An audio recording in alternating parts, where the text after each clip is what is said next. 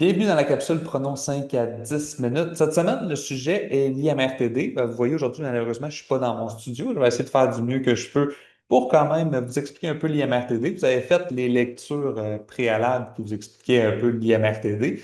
L'IMRTD, moi, je l'ai toujours vu comme quand j'étais à l'université, j'ai jamais vraiment réussi à comprendre c'était quoi l'IMRTD. Là, j'arrivais à l'examen, j'espérais qu'il n'y ait pas de questions sur l'IMRTD. Malheureusement, il y a toujours IMRTD. Et au fil du temps, quand on est à l'université ou quand on étudie ou quand on lit, des fois, c'est pas concret tant qu'on n'a pas vu des cas devant nous. Quand on se met à en voir plusieurs, parler avec des entrepreneurs, parler avec des professionnels de la comptabilité, de la fiscalité, on se met à comprendre un peu le mécanisme de tout ça. Alors, vous avez vu dans la lecture qu'il y a deux types d'IMRTD. Dans le but de simplifier tout ça, je vais vous expliquer le concept global de l'IMRTD, mais vous voyez qu'il y a de l'IMRTD qui est déterminé, de l'IMRTD qui est non déterminé. Mais globalement, ce qui est important de comprendre, c'est le concept de l'IMRTD. Donc, pour m'aider à vous l'illustrer, je suis sur l'Astuce Max, qui est l'application qu'on a développée pour les conseillers en services financiers. C'est une application qui permet d'avoir du visuel sur à peu près tout ce qui existe en services financiers. Et bien moi, étant donné que mon background il est plus corpo, il y a beaucoup de matériel là-dedans qui touche le volet des corporations. Simplement aller dans le module maximiser le succès financier de l'entreprise. Le but de ça, là, c'est vraiment d'avoir un support visuel, d'être en mesure de le partager avec le client pour que, ben, qu'il y ait un support visuel aussi, parce que vous savez, c'est bien beau parler là, quand on lance des grands concepts, là, pas de support visuel, bonne chance pour convaincre la personne que votre stratégie est bonne. C'est rare les gens que juste en vous écoutant, ils adhèrent à tout ça. C'est pas leur domaine. Plus qu'on tombe dans le niveau complexe, mais plus que ça devient difficile de faire ça. Donc, on va aller dans le volet IMRPD. By the way, l'outil est fait en français, en anglais également. Donc, si vous travaillez plus avec des gens anglophones, ça se balance aussi. Puis en haut de l'outil, là, vous voyez, il y a des petits points d'interrogation. Et lorsque vous cliquez là-dessus, ben, c'est moi, plus jeune, qui vous explique c'est quoi l'IMRTD rapidement. Des fois, ça permet de se remettre un peu là-dedans. Grosso modo, là, je vous explique un peu l'IMRTD, qui est l'impôt en main remboursable au titre de dividende. Avec de l'impôt en main. Fait que le gouvernement, lui, ce qu'il fait, c'est qu'il tient de l'impôt en main. Il charge trop cher d'impôt parce qu'on s'entend dans une corporation. Pour ceux qui ont vu la première capsule de Pronom 5 à 10 minutes, on parlait un peu de l'impôt corpo global. On disait que le petit taux était à 12,5 12,2 26,5 pour le gros taux, là, quand je parle du Québec. Mais lorsqu'on parle des revenus de placement, on n'est pas là, là. On parle des revenus de placement, 50,17 Alors, le gouvernement me charge pas mal plus cher pour les placements. Pourquoi? Parce que lorsque je fais des investissements passifs, je dis placement, mais ça peut être de l'immobilier aussi, le gouvernement, pour lui, c'est moins intéressant parce que ça crée pas mal moins d'emplois que dans votre business actif. Fait que si votre business d'actif, c'est je sais pas, de vendre des logiciels, ben, moi, si vous créez plus de logiciels, plus de produits, vous allez probablement embaucher des nouvelles personnes. Puis finalement, ça finit par grossir autour de ça. Fait que vous comprenez un peu l'enjeu. Fait que là, il y a moins de chômeurs, etc., plus de gens qui ont des bonnes jobs, que eux vont consommer plus, et là, l'économie elle roule. De l'argent qui est parqué dans une entreprise, c'est moins stimulant pour une économie. Donc, le gouvernement, c'est pour ça qu'il charge plus cher. On va charger 50,17 d'impôts là-dessus. Fait que je vais vous faire un exemple ici, ça va vous permettre de comprendre un peu l'IMRTD, comprendre que le gouvernement, lui, si vous faites du placement dans votre compagnie, ben, c'est intéressant parce qu'il vous charge de l'impôt dessus, mais il aimerait mieux que vous la preniez, puis que vous la réinvestissiez ou que vous la dépensiez pour faire stimuler l'économie. Donc ici, là, si on regarde bien, j'ai la compagnie Placement Inc. Donc, j'ai Placement Inc. qui vient faire 10 000 de revenus d'intérêt. Si je fais 10 000 de revenus d'intérêt, ben, ça me coûte 5 017 d'impôt. C'est ça que j'ai à payer à ma déclaration fiscale. Mais là, le gouvernement, ce qu'il me dit, c'est que 5 000 c'est trop. Tu le sais, je le sais, tout le monde le sait. Je te charge trop, mais je t'en dois. Ce que je te dois, c'est ce qu'on appelle l'impôt en main. Le gouvernement tient de l'impôt en main, mais qui va me rembourser quand? Quand je vais me verser des dividendes. Donc, le taux du IMRTD pour du revenu d'intérêt, c'est 30,77 Ce qui veut dire, le gouvernement m'a chargé 5 000 d'impôt, mais il m'en doit 3 067 Comment je peux récupérer cet argent-là? Impôt en main, remboursable au titre de dividende. Donc, la journée que je vais me donner des dividendes de cette compagnie-là, à mon nom personnel, et des dividendes imposables, pas des dividendes de CDC, des dividendes imposables, ma compagnie va pouvoir récupérer l'IMRTD. Pas moi, là. compagnie va récupérer l'IMRTD, donc pourra ensuite la réinvestir ou baisser son fardeau d'impôt cette année-là, par exemple.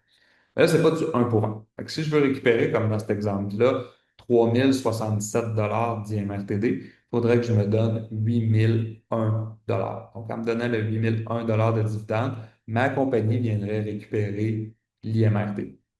Donc, pour récupérer, là, grosso modo, une pièce d'IMRTD, c'est 2,61 de dividende. Alors, c'est là qu'il faut devenir stratégique parce qu'il y en a qui disent, ben, l'IMRTD, c'est pas grave, elle s'accumule. Tu sais, c'est un fonds fictif qui s'accumule. Je vais pouvoir le récupérer quand je vais vouloir, là.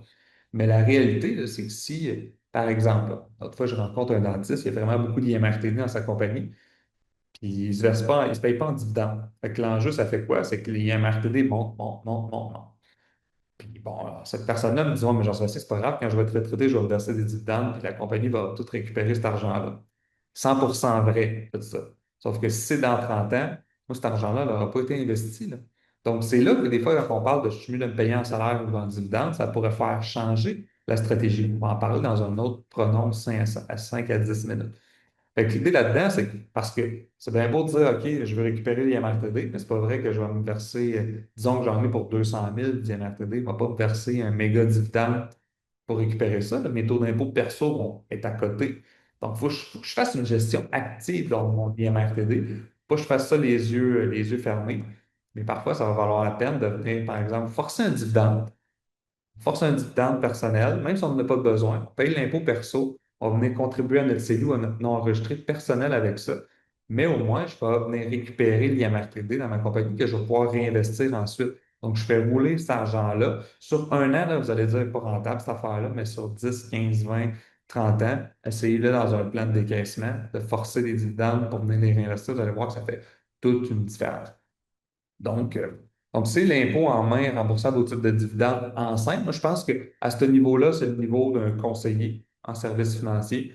On va encore parler un peu plus longtemps de l'IMRTD, mais je pense qu'à ce niveau-là, si vous maîtrisez ça, vous allez vous démarquer avec les gens d'affaires. Parce que vous savez, les gens d'affaires, ben, c'est important de maîtriser leur monde, leur vocabulaire, c'est quoi leur réalité.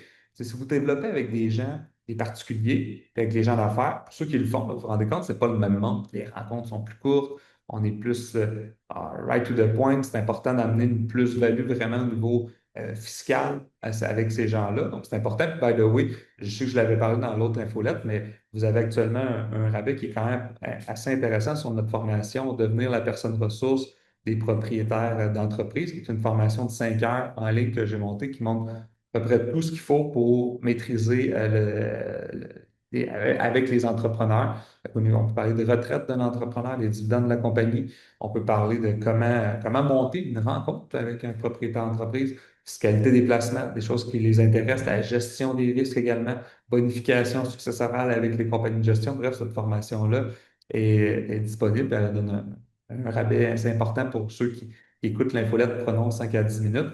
Et le dernier point que je vais vous parler, encore là, évidemment, c'est une infolette cette capsule-là s'adresse pour ceux qui veulent développer avec les entrepreneurs. Mais le 26 février prochain, de 10 à midi, on a un webinaire qui est repreneur en série. Donc, c'est pour ceux qui achètent des business, ceux qui vendent des business, c'est important de connaître un peu la fiscalité de tout ça. Et là, on a embauché 3 fiscalistes assez de très haut calibre au Québec qui vont nous parler de tout ça. Donc, c'est des spécialistes là-dedans. Il y a Reggie qui va nous aider. Il y a Marjorie Bergeron également, d'avocat fiscaliste. Donc, tout ça pour dire, c'est que ce webinaire-là va être assez intéressant et il va être sous formule oui, de présentation, mais style balado en même temps. Donc, c'est une formation qui donne 3 UFC. Ça coûte 75 mais pour les membres de Prononce 5 à 10 minutes, la formation revient à 50 plus taxes. Si vous êtes conscient en placement, ça donne des UFC à l'eau-cri également, puis des UFC pour ceux qui sont membres de la Chambre de la sécurité financière également.